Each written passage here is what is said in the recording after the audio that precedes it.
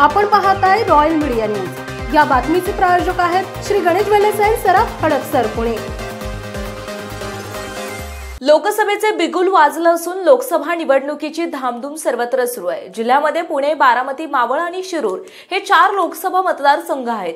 जिल्ह्यामध्ये 2 टप्प्यामध्ये निवडणुका होणार असून पहिल्या टप्प्यात बारामती मतदारसंघाची तर दुसऱ्या टप्प्यात पुणे, मावळ आणि शिरूर या मतदारसंघाची निवडणूक होणार आहे।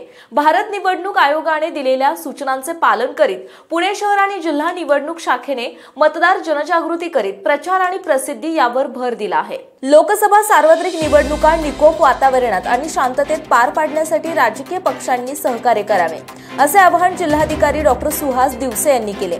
तसेच मागील लोकसभा आणि विधानसभा निवडणुकीत मतदानाची टक्केवारी अपेक्षेपेक्षा कमी होती।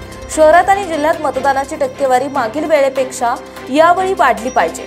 यासाठी जिल्हाधिकारी डॉ. सुहास दिवसे आणि उपजिल्हा निवडणूक अधिकारी मिनल कळसकर यांनी सूचना दिलेल्या आहेत। त्या अनुषंगाने जिल्हा स्वीप अधिकारी अर्चना तांबे यांनी शाळा, महाविद्यालय आणि सामाजिक संस्था यांच्या माध्यमातून शहरात आणि जिल्ह्यात मतदार जनजागृती फेरी, पथनाट्य, विविध कला आणि क्रीडा स्पर्धांच्या माध्यमातून मतदार जनजागृती करण्यावर भर दिलेला आहे। त्याचाच एक भाग म्हणून पुणे लोकसभा मतदारसंघाचे सहाय्यक मतदार नोंदणी अधिकारी दादासाहेब गीते यांनी शिवाजीनगर विधानसभा मतदारसंघामध्ये महिला बचत गट यांच्या बैठका, दिव्यांग मतदारांचा मेळावा, पथनाट्य, चित्रकला स्पर्धा आणि चित्र प्रदर्शन, युवक मेळावा, महाविद्यालयीन विद्यार्थ्यांची रॅली, मानवी साखळी आणि सायकल रॅली अशा विविध माध्यमातून मतदार जनजागृती मोहीम राबवली आहे। शिवाजीनगर विधानसभा मतदारसंघातील मतदानाची टक्केवारी वाढवण्याचे प्रयत्न सुरू केलेले आहेत।